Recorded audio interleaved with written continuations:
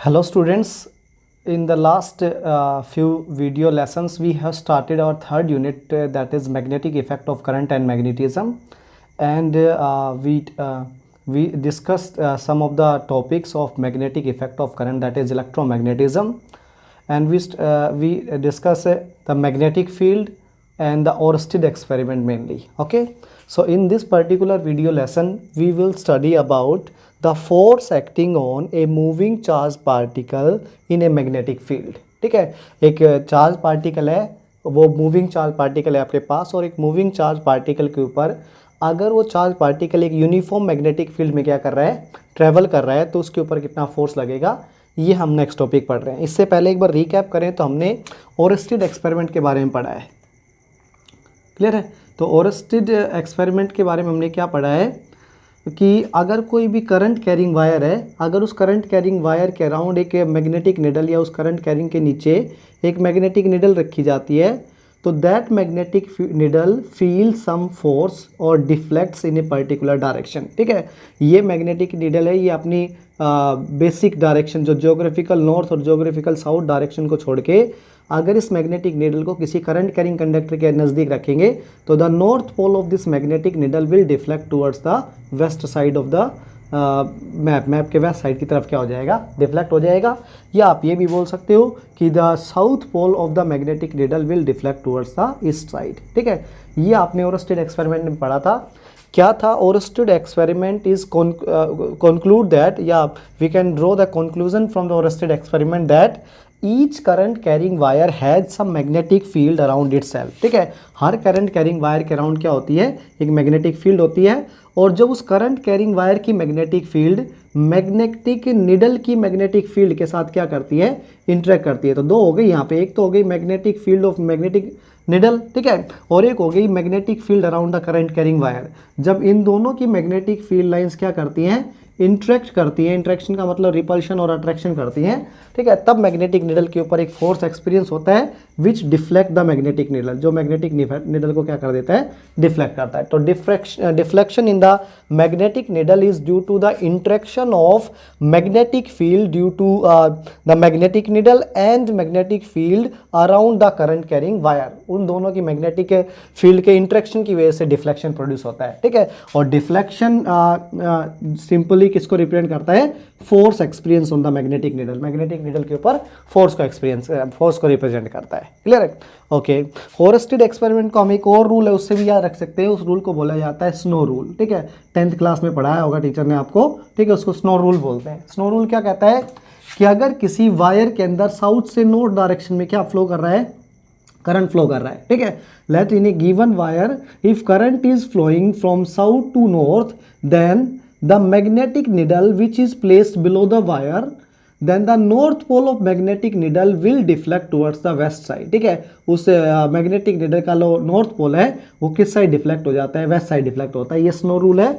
ये snow rule एक क्या बोलोगे आप लोग, ये स्नो वर्ड रिकलेक्ट करने के लिए, मतलब मेमोराइज करने के लिए, कौन से एक्सपेरिमेंट को, ओरस्टेड एक्सपेरिमेंट को याद करने के लिए एक एम्पियर स्विमिंग रूल भी होता है। उसके अकॉर्डिंग यही बताया जाता है कि अगर एक स्विमर है, ठीक है, एक पर्सन है जो स्विमिंग कर रहा है, if that person is swimming in such A way that current enters his fit and leaves his head. ठीक है, करंट है वो उस पर्सन के फिट से एंटर करता है और हेड से क्या कर जाता है, बाहर निकल जाता है। तो अगर उस स्विमिंग करते हुए पर्सन के नीचे एक मैग्नेटिक निडल रखी होगी, उस मैग्नेटिक निडल का नॉर्थ पोल है ना, उस स्विमर के लेफ्ट हैंड की तरफ क्या हो जाएगा, डिफ्लेक्शन हो जाएगा। इस चीज़ को हम एम्पियर स्विमिंग रूल बोलते हैं। ठीक है, तो कई वे है मैग्नेटिक फील्ड को डिफाइन करने के।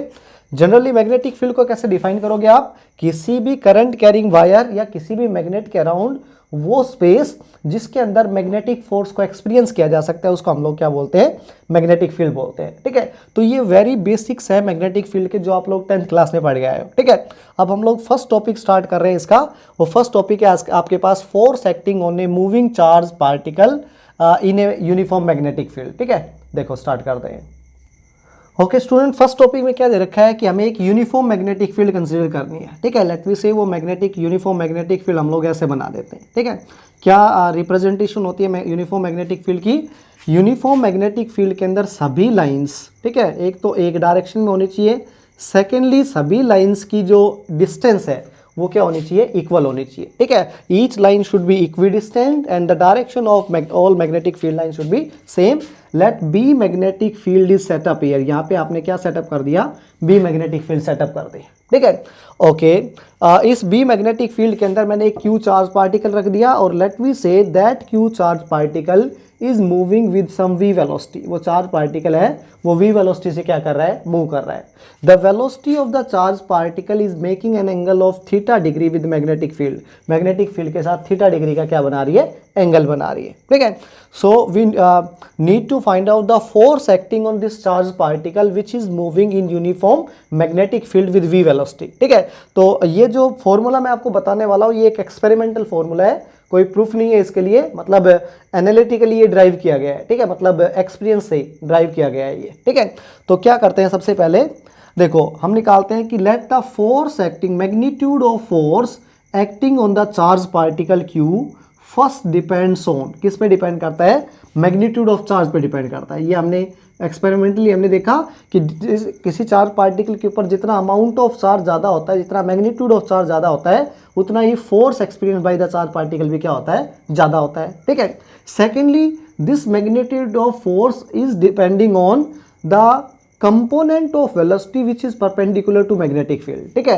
तो हम सबसे पहले वेलोसिटी का कंपोनेंट निकालेंगे जो मैग्नेटिक फील्ड के परपेंडिकुलर। तो देखो इस वी वेलोसिटी को अगर मैं दो कंपोनेंट में डिवाइड करूँ तो एक कंपोनेंट को बोल देंगे horizontal component of magnetic field और एक को बोल दिया जाता है vertical component of magnetic field. Vertical के लिए मैं छोटा सा वी लिख देता हूँ, clear. Horizontal component of magnetic field कितना हो जाएगा, वेलोसिटी का हॉरिजॉन्टल कंपोनेंट होता है वी कोस थीटा के बराबर और वेलोसिटी का वर्टिकल कंपोनेंट हो जाएगा वी साइन थीटा के बराबर, ठीक है। तो हमने कहा force acting on the charge particle moving in uniform magnetic field, secondly depending on the component of velocity which is perpendicular to magnetic field. तो यहाँ पे आ जाएगा v sine theta, perpendicular component यहाँ पे साइन थीटा ही given है, clear है। एंड थर्ड और finally it is depending on the magnitude of magnetic field, magnitude of magnetic field के ऊपर डिपेंड कर रहा है, ठीक है। So these are the right hand side में लिखे हुए हैं ना, these are the three factors on which the force is depending on the charge particle when it is moving in uniform magnetic field. if we collect these three factors then force is directly proportional to charge v sin theta into magnetic field। इन सभी के ऊपर force क्या करने लग जाता है, depend करने लग जाता है, ठीक है। इसको थोड़ा सा और अच्छे तरीके से लिखते हैं तो q चार्ज मैंने एज इट इज रख दिया, v b sin थीटा लिख दिया मैंने इसके अंदर, ठीक है, q v b sin theta, ये है फोर्स आपके पास, क्लियर है। ओके, फोर्स हो गया, प्रोपोर्शनल साइन को हटा के मैं कोई कॉन्स्टेंट k रख देता हूँ। इसको हम लोग क्या लिख सकते हैं, कोई चार्ज तो यहाँ पे क्या है, स्केलर क्वांटिटी होती है, लेकिन यहाँ वेलोसिटी और मैग्नेटिक फील्ड वेक्टर क्वांटिटी है। तो in the vector form this formula can be written as sine theta कौन से प्रोडक्ट में आता है, क्रॉस प्रोडक्ट में आता है, और यह किसका क्रॉस प्रोडक्ट हो जाएगा, cross product of velocity of charge particle with magnetic field के साथ हो जाएगा। ये आपका आ गया force experience by the charge particle when ever it is moving with v velocity inside the magnetic uniform magnetic field, clear है। The direction, ये तो आपने फोर्स का मैग्नीट्यूड फाइंड आउट किया, इस फॉर्मूले से आपने क्या फाइंड आउट किया है, मैग्नीट्यूड ऑफ फोर्स, क्लियर है। नेक्स्ट आपको अगर डायरेक्शन ऑफ फोर्स बताना है, if you want to know the direction of this force, ठीक है, तो डायरेक्शन ऑफ फोर्स बताने के लिए आप लोग एक रूल पढ़ाते हैं, उस रूल को बोला जाता है फ्लेमिंग लेफ्ट हैंड रूल, ठीक है, फ्लेमिंग लेफ्ट हैंड रूल, ठीक है। तो ये जो मैग्नेटिक फील्ड वाली यूनिट है, ये कंप्लीट यूनिट आपको अगर अच्छे से स्टडी करनी है तो इसके अंदर दो चीज़ें रहेंगी। मोस्ट ऑफ टाइम आपको बताना होगा मैग्नेटिक फील्ड, ठीक है। एक बात और ध्यान देते हैं, यहाँ मैग्नेटिक फील्ड को हम लोग बी लेटर्स लिख रहे हैं, एक वेक्टर क्वांटिटी होती है, ठीक है। तो इस बी वर्ड के तीन नाम है, एक तो इसको मैग्नेटिक फील्ड भी बोलते हैं, एक इसको मैग्नेटिक इंडक्शन भी बोला जाता है, मैग्नेटिक इंडक्शन ये भी बोलते हैं, क्लियर है, और एक इसको मैग्नेटिक फ्लक्स डेंसिटी भी बोला जाता है, मैग्नेटिक फ्लक्स डेंसिटी भी इसी का नाम होता है, ठीक है। इसके अंदर से मोस्ट कॉमन जो 12th क्लास के अंदर यूज किया जाता है वो मैग्नेटिक इंडक्शन होता है, क्लियर है। तो सब मैंने कहा इस कंप्लीट रूल के अंदर आप जनरली या तो फोर्स के बारे में स्टडी करोगे या मैग्नेटिक फील्ड के बारे में। फोर्स और मैग्नेटिक फील्ड दोनों ही वेक्टर क्वांटिटी होती है, and you know very well that to specify a vector quantity we need magnitude as well as direction, Hence, the direction of this force would be given by Fleming left hand rule, which states that if we set our first finger of left hand, thumb of left hand and middle finger of left hand in such a manner that they are perpendicular to each other, ये एक दूसरे के क्या बन जाए, perpendicular बन जाए, उस केस के अंदर मैं यहाँ पे रिप्रेजेंट कर देता हूँ. Left first finger is represented by this arrow, okay. Middle finger is represented by this arrow. तो फर्स्ट फिंगर के लिए मैं F लिख देता हूँ, मिडल फिंगर के लिए M लिख देता हूँ मैं, and thumb is represented by T. ठीक है, थंब को मैं T से रिप्रेजेंट कर देता हूँ. तो इससे फ्लेमिंग लेफ्ट हैंड रूल के अंदर first finger gives the direction of magnetic field. तो यहाँ फर्स्ट फिंगर की तरफ आ जाएगी डायरेक्शन ऑफ मैग्नेटिक फील्ड. ठीक है, जब भी मैग्नेटिक फील्ड की डायरेक्शन यहाँ पे दिखानी होगी तो फर्स्ट फिंगर मैग्नेटिक फील्ड की डायरेक्शन दिखाएगी. ठीक है, उसके बाद middle finger will give the direction of velocity of charge particle. Direction of velocity of charge particle. ठीक है, चार्ज पार्टिकल की वेलोसिटी की डायरेक्शन दिखाएगा. Then the force experience by the charge particle would be indicated by the thumb of left hand. Left hand का thumb है वो आपको क्या रिप्रेजेंट करेगा, इनके इस चार्ज पार्टिकल के ऊपर लगने वाले फोर्स को एक्सपीरियंस करेगा. ठीक है, the condition is thumb and first finger must be perpendicular. First finger and thumb must, first finger and middle finger should be perpendicular, and thumb and middle finger should be perpendicular. ये तीनों एक दूसरे के क्या होनी चाहिए, perpendicular होनी चाहिए. ठीक है, तो ये हम लोग बताते हैं फ्लेमिंग लेफ्ट हैंड रूल्स. ठीक है, इसके ऊपर मैं कुछ एग्जांपल्स करवा रहा हूँ फिलहाल कि कैसे एक चार्ज पार्टिकल के ऊपर लगने वाले फोर्स को फ्लेमिंग लेफ्ट हैंड रूल से क्या किया जाता है, रिप्रेजेंट किया जाता है. क्लियर है? Let's start. ठीक है, बेसिकली होगा क्या, जब भी आपको फोर्स की डायरेक्शन निकालनी होगी तो फोर्स की डायरेक्शन निकालने के लिए अगर वेलोसिटी और मैग्नेटिक फील्ड एक दूसरे के परपेंडिकुलर नहीं है, देखो इस क्वेश्चन में कई बार ये भी पूछा जाता है कि in this formula there are three vector quantities, one in the left hand side and two on the right hand side. ठीक है, right hand side में दो vector quantity हो गई, velocity of charge particle and magnetic field. left hand side में जो vector quantity हो जाएगी वो हो जाएगी force. क्लियर है? तो velocity magnetic field right hand side में, फोर्स लेफ्ट हैंड साइड में, तीन वेक्टर क्वांटिटी है. इन तीन वेक्टर क्वांटिटीज में से दो क्वांटिटी शुड ऑलवेज बी या must be perpendicular to each other. तो देखो तीन क्वांटिटीज कौन सी हो गई, एक तो आपके पास फोर्स हो गया, एक आपके पास वेलोसिटी हो गया, एक मैग्नेटिक फील्ड. तीनों वेक्टर क्वांटिटीज है. ठीक है, इन तीनों वेक्टर क्वांटिटीज में दो ऐसे पेयर बन रहे हैं जो एक दूसरे के परपेंडिकुलर होने चाहिए. First pair, force and velocity of charge particle must be perpendicular. ठीक है, फोर्स और वेलोसिटी ऑफ चार्ज पार्टिकल एक दूसरे के परपेंडिकुलर होने चाहिए. ठीक है, और फोर्स और मैग्नेटिक फील्ड भी एक दूसरे के क्या होने चाहिए, परपेंडिकुलर होने चाहिए. वेलोसिटी और मैग्नेटिक फील्ड के बीच में परपेंडिकुलर हो, ये आप क्या बोलोगे, नॉट नेसेसरी. ठीक है, ये नेसेसरी नहीं है. वेलोसिटी और परपेंडिकुलर तो क्या हो सकता है, थीटा 30 डिग्री के एंगल भी हो सकता है उनके बीच में. दिस एंगल में भी 30 degree, 60 degree, 90 degree, but this angle can't be 0 degree. ये जीरो नहीं हो सकता, क्योंकि अगर velocity of charge particle, zero का मतलब क्या हो गया, velocity of charge particle and direction of magnetic field same हो गई, तो उस केस के अंदर the charge particle will experience no force. इसका मतलब उस केस के अंदर force acting on the charge particle would be zero. ठीक है, चार्ज पार्टिकल पे फोर्स क्या बन जाएगा, जीरो के बराबर बन जाएगा. ठीक है, तो ये वो डिफरेंट फैक्टर्स हो गए जिनके ऊपर क्या कर रहा है, फ्लेमिंग लेफ्ट हैंड रूल से हम लोग देते हैं, या force acting on A charge particle depend कर रही है. क्लियर है? आगे बढ़ते हैं, कुछ एग्जाम्पल्स करवाते हैं इसके ऊपर. देखो, so before we do some examples on the force experienced by the charge particle, मैं फॉर्मूले को एक बार लिख देता हूँ. Force acting on the charge particle is equal to some constant times of charge on the magnitude of charge on the charge particle and the cross product of velocity with magnetic field. ठीक है, velocity का magnetic field के साथ कैसा आ जाएगा, cross product आ जाएगा. Clear है? अब यहाँ से अगर हम लोग कुछ स्पेशल केस निकालते हैं तो फर्स्ट केस आता है आपके पास, स्पेशल केस फर्स्ट आ जाता है, when the direction of velocity of the charge particle and direction of magnetic field is same. It means when the velocity of charge particle and magnetic field is same, means parallel to each other, in that case force experienced by the charge particle would be zero. तो उस case के अंदर charge particle पे force क्या हो जाएगा, zero. तो simple सी बात है, the charge particle will experience no force if the charge particle enters in a magnetic field, अगर एक चार्ज पार्टिकल है वो v वेलोसिटी से एक ऐसी मैग्नेटिक फील्ड में एंटर कर जाता है जिस मैग्नेटिक फील्ड की डायरेक्शन और वेलोसिटी ऑफ चार्ज पार्टिकल की डायरेक्शन अगर सेम हुई तो force acting on the charge particle क्या आ जाएगा, 0 के बराबर आ जाएगा। ठीक है, ये दूसरे एंगल के लिए प्रूव है। ठीक है, मतलब यहाँ पैरेलल बोल लेते हैं। सेकंड केस में बोल लेता हूँ, when velocity of charge particle is anti parallel to magnetic field. ठीक है, जब चार्ज पार्टिकल की वेलोसिटी मैग्नेटिक फील्ड के एंटी पैरेलल हो रही है, इसका मतलब मैग्नेटिक फील्ड आपकी लेफ्ट टू राइट डायरेक्शन में एक्ट हो रही है, whereas the Q charge particle enters the magnetic field with v velocity from anti direction, मतलब एंटी पैरेलल डायरेक्शन।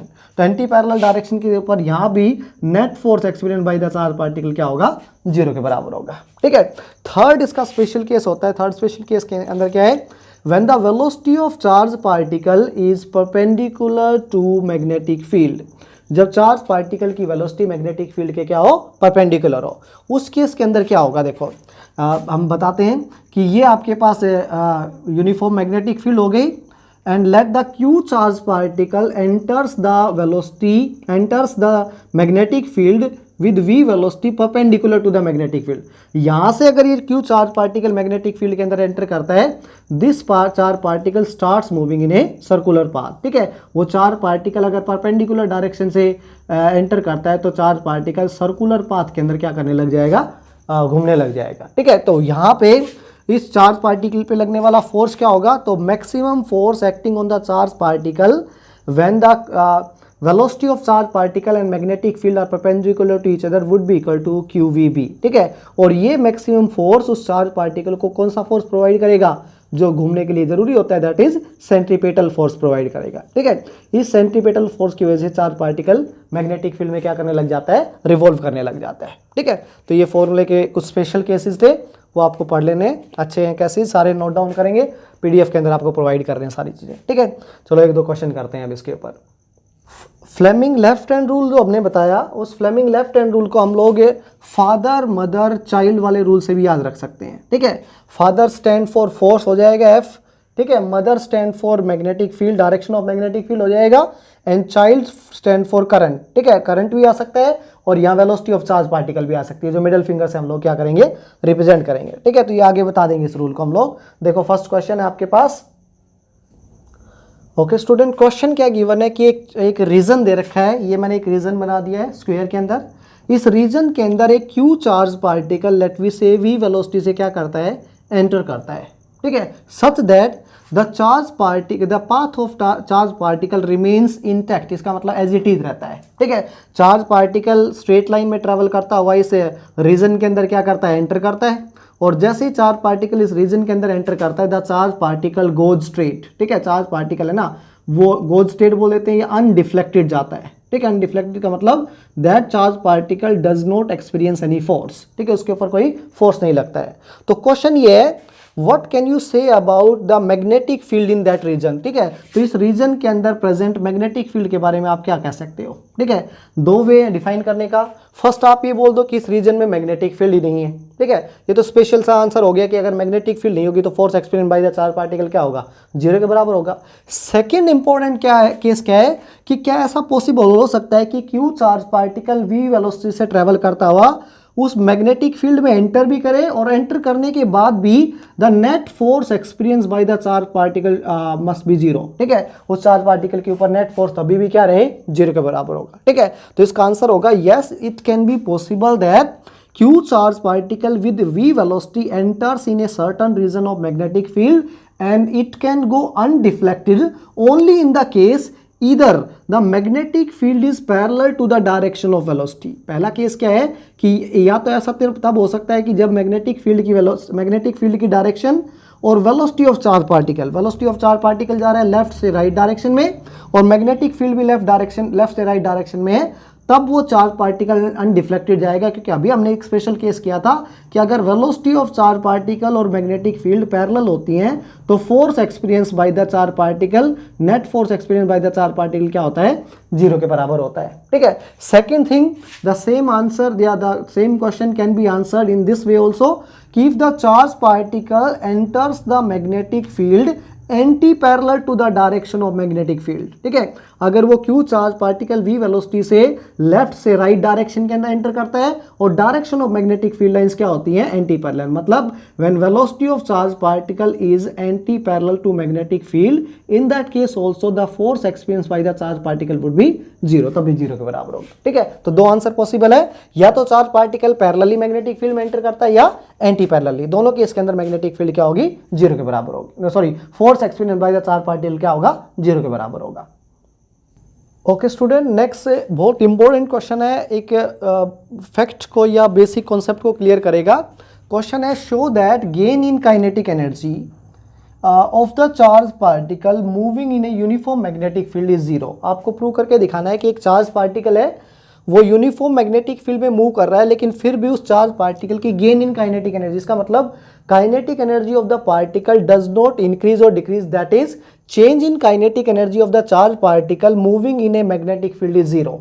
इस क्वेश्चन को एक अनदर वे में ये भी पूछा जा सकता था कि out of these four quantities, speed, kinetic energy, velocity and momentum, which of the quantities will be changed when a charged particle is moving in a uniform magnetic field। ठीक है, तो कौन सी क्वांटिटी इनमें से क्या हो जाएंगी, चेंज हो जाएंगी। इनमें से दो क्वांटिटी स्केलर्स हैं, speed and kinetic energy are scalar quantities, whereas velocity and momentum are vector quantities. ठीक है, तो इस क्वेश्चन को आंसर करने के लिए मैं पहले ये एस्टेब्लिश करूंगा कि गेन इन काइनेटिक एनर्जी क्या होगी, जीरो के बराबर होगी। ठीक है, इसको प्रूव करने के लिए आपको पहले क्वेश्चन या एक 11th क्लास में आपने एक थ्योरम पढ़ रखी है, उस थ्योरम को हम बोलते हैं वर्क एनर्जी थ्योरम। ठीक है, तो हम यहाँ पे लिखेंगे according to work energy theorem, work kinetic energy theorem. Work kinetic energy theorem क्या कहती है, work done on an object, किसी भी ऑब्जेक्ट के ऊपर अगर हम लोग वर्क डन करते हैं, work done on an object is equal to change in kinetic energy of the object. ठीक है, ये आपकी वर्क एनर्जी थ्योरम कहती थी।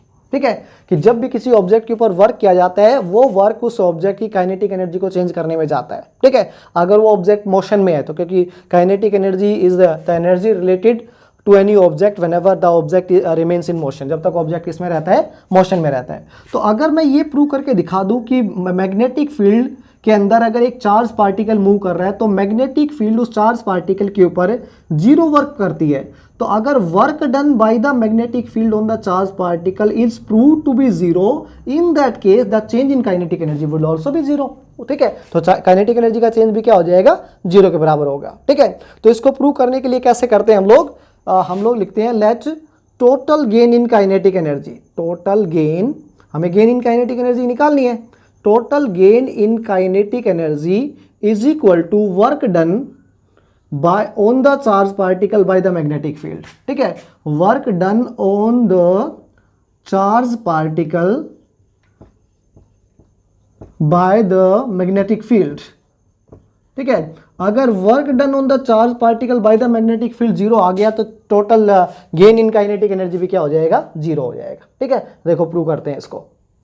ओके स्टूडेंट, इसको जब हम लोग प्रूव करते हैं तो हम work done on the charge particle by the magnetic field से स्टार्ट करते हैं। आपको पता है वर्क डन क्या होता है, वर्क डन को हम डिफाइन करते हैं फोर्स इनटू डिस्प्लेसमेंट। ठीक है, तो force on the charge particle by the magnetic field उसको मैंने FM से लिख दिया, दैट इज मैग्नेटिक फोर्स। ठीक है, उसका डॉट प्रोडक्ट होता है डिस्प्लेसमेंट के साथ, displacement of the charge particle मैंने dr से रिप्रेजेंट कर दिया। ठीक है, दोनों वेक्टर क्वांटिटी है, ये वेक्टर हो गया, ये आ गया small amount of work done. अगर आपको total amount of work done on the charge particle by the magnetic field निकालना है तो आप इसका क्या कर दोगे, इंटीग्रेशन कर दोगे। ठीक है, आगे बढ़ते हैं। ठीक है, नेक्स्ट में हमने क्या कर दिया, force acting on the charge particle by the magnetic field as it is रख लिया, dot dr vector as it is रख दिया, यहाँ पे मैंने dt से मैंने डिवाइड कर दिया इस एक्सप्रेशन को, dt से क्या कर दिया, मल्टीप्लाई कर दिया। क्लियर है, इससे क्या हुआ, इससे ये हो गया कि force acting on the charge particle by the magnetic field तो एज इट इज रहा, dr ओवर dt बन गया आपका वेलोसिटी के बराबर। ठीक है, तो ये आपने कर दिया dot product with velocity of the charge particle. ठीक है, चार्ज पार्टिकल की वेलोसिटी हो गई टाइम्स ऑफ dt हो गया, तो बाहर आपने dt ले लिया, इंटीग्रेशन आपने एज इट इज छोड़ दिया। क्लियर है, ओके आगे बढ़ते हैं। नेक्स्ट स्टेप के अंदर मैंने क्या किया, force acting on the charge particle by the magnetic field. Magnetic field charge particle के ऊपर कितना फोर्स लगाती है, वो है आपके पास magnitude of charge times of cross product of velocity of the charge particle with magnetic field. ठीक है, ये होता है। तो आपने force acting on the charge particle by the magnetic field को एज रखते हुए क्यू रख दिया आपने और या रख दिया आपने वी क्रॉस बी, ठीक है, वी एम का फॉर्मूला पुट कर दिया आपने एक्चुअली में, ठीक है। Dot product as it is रहेगा, बाहर वेलोसिटी एज इट इज रहेगा, D T as it is रहेगा और total work done find out करने के लिए इसका integration sign as it is रहेगा, ठीक है। अब यहाँ एक टाइप की प्रोडक्ट लगी हुई है, इस प्रोडक्ट को बोलते हैं, लेट वेलोसिटी को मैं ए वेक्टर से रिप्रेजेंट कर देता हूँ, मैग्नेटिक फील्ड बी वेक्टर से रिप्रेजेंट ऑलरेडी है ही, और जो ये बाहर है ना वी वेलोसिटी, इसको मैं सी वेक्टर बोल देता हूँ। इस प्रोडक्ट को बोला जाता है स्केलर ट्रिपल प्रोडक्ट, ठीक है। और स्केलर ट्रिपल प्रोडक्ट को जब सोल्व करते हैं हम लोग, ठीक है, तो इसका सॉल्यूशन कुछ इस तरीके से आता है कि आप ए डॉट ए क्रॉस सी करते हो पहले, ठीक है। तो मतलब होगा क्या आगे, आगे ये होगा कि ये integration sign as it is रहेगा, चार्ज एज इट इज रहेगा और ये velocity a vector as it is रखते हुए वेलोसिटी सी है ना, सी मतलब सी वेक्टर है वो अंदर आ जाएगा, तो सी वेक्टर की जगह आप यहाँ आ जाएगा वेलोसिटी, और ये dot product of magnetic field बाहर चला जाएगा और ये डी टी चला जाएगा, ठीक है। और यहाँ से हम लिख देंगे कि यहाँ आ रहा है cross product of similar vectors, ठीक है। दो सिमिलर वेक्टर का क्रॉस प्रोडक्ट क्या होगा, वेलोसिटी भी उसी डायरेक्शन में है और दूसरा वेलोसिटी है, तो इनका क्रॉस प्रोडक्ट कितने के बराबर आएगा, ये 0 के बराबर आएगा। इसका मतलब ये हो गया हमने work done, total work done on the charge particle by the magnetic field से स्टार्ट किया था, and that total work done on the charge particle by the magnetic field would be 0। कितने के बराबर आएगी, 0। अगर चार्ज पार्टिकल के ऊपर मैग्नेटिक फील्ड 0 वर्क डन करती है, इसका मतलब total gain in the kinetic energy भी क्या होगी, 0। इसका मतलब kinetic energy of the charge particle would not change when the charge particle is moving in a magnetic field. Clear है, पहला आंसर क्लियर हो गया। सेकंड है कि out of speed, kinetic energy, velocity and momentum which quantity will get changed in the magnetic field. तो देखो speed, यहाँ पे स्पीड के अंदर क्या होती है, आप स्पीड को डिफाइन करते हो, वेलोसिटी का जब मैग्नीट्यूड ले लिया जाता है तब क्या आती है, स्पीड आती है, ठीक है। अभी हमने कहा काइनेटिक एनर्जी चेंज नहीं होगी, काइनेटिक एनर्जी में भी क्या होता है, काइनेटिक एनर्जी में भी स्पीड इंक्लूड होती है। देखो 1/2 mv² करते हैं, तो यहाँ वेलोसिटी एक्चुअली में स्केल वेक्टर क्वांटिटी होती है, लेकिन किसी वेक्टर क्वांटिटी का जब हम स्क्वायर कर देते हैं तो इट बिकम्स स्केलर, तो वो भी क्या बन जाती है, स्पीड बन जाती है। तो अगर काइनेटिक एनर्जी चेंज नहीं हुई तो definitely speed of the charge particle भी क्या नहीं होगी, चेंज नहीं होगी।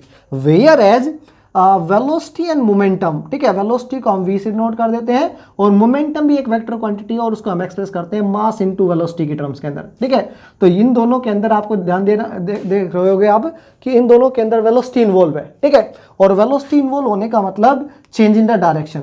तो अगर मैग्नेटिक फील्ड चार्ज पार्टिकल की डायरेक्शन भी चेंज कर सकती है, वो तो करती है, हमने पढ़ा अभी कि अगर आपके पास ऐसे मैग्नेटिक फील्ड गिवन है, उस मैग्नेटिक फील्ड के अंदर एक क्यू चार्ज पार्टिकल अगर परपेंडिकुलरली वी वेलोसिटी से एंटर कर जाता है, that charge particle starts moving in a circular path, वो चार्ज पार्टिकल सर्कुलर पाथ में मूव होने लग जाता है और circular path has infinite number of directions, ठीक है। तो डायरेक्शन अगर चेंज हुई तो momentum of the charge particle भी चेंज होगा as well as velocity of the charge particle change होगा, ठीक है। तो इस क्वेश्चन का आंसर आ जाएगा when a charge particle enters in a magnetic field, speed and kinetic energy of the charge particle does not change or do not change, whereas the velocity and momentum gets changed because these two quantities depending on the direct change in the direction of the particle, ठीक है।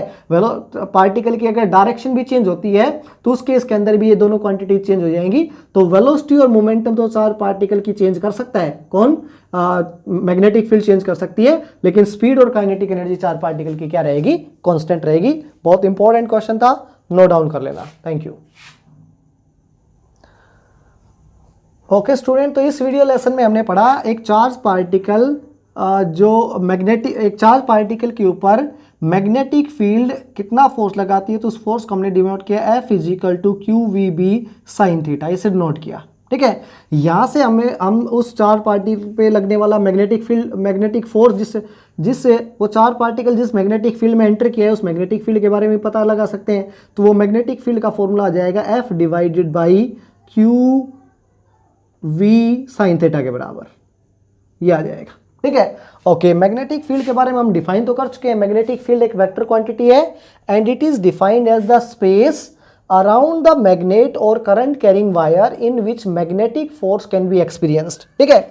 The unit और SI unit of magnetic field, ठीक है, SI unit of magnetic field, magnetic field की SI unit है ना, उसको बोला जाता है टेस्ला, TESLA, टेस्ला बोलते हैं, ठीक है। निकोला टेस्ला नाम का एक साइंटिस्ट था, उसके नाम के ऊपर इसकी एसआई यूनिट पड़ी हुई है। और एक होती है इसकी उसको हम लोग बोलते हैं एक्चुअली में इलेक्ट्रोमैग्नेटिक यूनिट भी बोला जाता है उसको, ठीक है, या हम लोग सिंपली उसको electromagnetic unit of magnetic field बोल लेते हैं। मैं उसको बोल देता हूँ EM unit, electromagnetic unit of magnetic field. तो मैग्नेटिक फील्ड की इलेक्ट्रोमैग्नेटिक यूनिट होती है, उसको बोलते हैं हम लोग गॉस, ठीक है। एक्चुअली में गॉस को CGS unit of magnetic field भी बोलते हैं हम लोग, क्लियर है। तो गॉस CGS यूनिट छोटी होती है, टेस्ला बड़ी यूनिट है, ठीक है। तो सबसे पहली चीज 1 टेस्ला, कोई रिलेशन तो होगा 1 टेस्ला और मैग्नेटिक फील्ड के अंदर, ठीक है, सॉरी गॉस के अंदर। तो 1 tesla is equal to 10⁻⁴ gauss के बराबर होती है, क्लियर है। तो 1 tesla is almost equal to 10,000 gauss, इसके बराबर होता है। फिर कई प्रॉब्लम्स के अंदर dimensional formula of magnetic field भी पूछ लेते हैं, तो चलो कैलकुलेट करते हैं। तो नेक्स्ट हम कैलकुलेट कर रहे हैं dimensional formula of magnetic field, formula of magnetic field, ठीक है। तो डायमेंशनल फॉर्मूला कैलकुलेट करने के लिए इसी से कर लेते हैं। फोर्स का डायमेंशन फॉर्मूला होता है mLT-2 के बराबर, डिवाइडेड बाई चार्ज का डायमेंशन फॉर्मूला होता है ampere times of time that is 80, और वेलोसिटी का डायमेंशन फॉर्मूला होता है LT-1, ठीक है। इन सभी को जब आप सोल्व करोगे तो मैग्नेटिक फील्ड का डायमेंशन फॉर्मूला आएगा आपके पास MA-1T-2 के बराबर, ठीक है। A फॉर एम्पियर है और T फॉर टाइम है, M फॉर मास था। ये डायमेंशन फॉर्मूला होता है किसका, मैग्नेटिक फील्ड का, ठीक है। Tesla is fairly large unit of magnetic field, ठीक है।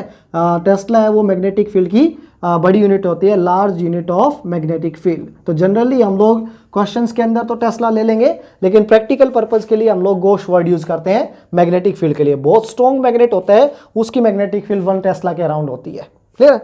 तो यही बताना था बस आपको, ठीक है। और अगर इसका कंक्लूजन निकाले तो हमने 2 दिन में पढ़ा क्या है कि अगर एक चार्ज पार्टिकल रेस्ट के ऊपर प्रेजेंट होता है तो that charge particle associate electric field only, ठीक है। वो charge particle electric field associate करता है when the charge particles is moving uniformly, ठीक है, यूनिफॉर्मली मूविंग, ठीक है, या moving with, when the charge particle moving with uniform velocity, ठीक है। तो यूनिफॉर्म वेलोसिटी से अगर वो चार्ज पार्टिकल मूव कर रहा है, that charge particle associate electric field as well as magnetic field, okay.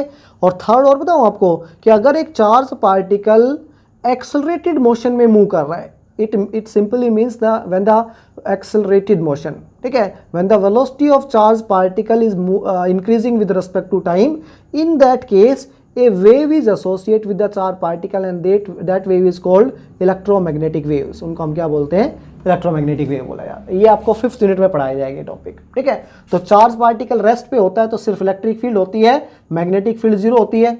जब चार्ज पार्टिकल यूनिफॉर्म मोशन में होता है तो इलेक्ट्रिक फील्ड भी एसोसिएट होती है, मैग्नेटिक फील्ड भी।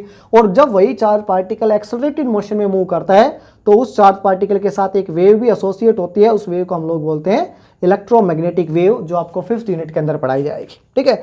तो इतना काम कर लेना आप लोग, आगे चैप्टर को स्टडी करेंगे हम लोग नेक्स्ट टाइम। देखो, थैंक यू वेरी मच।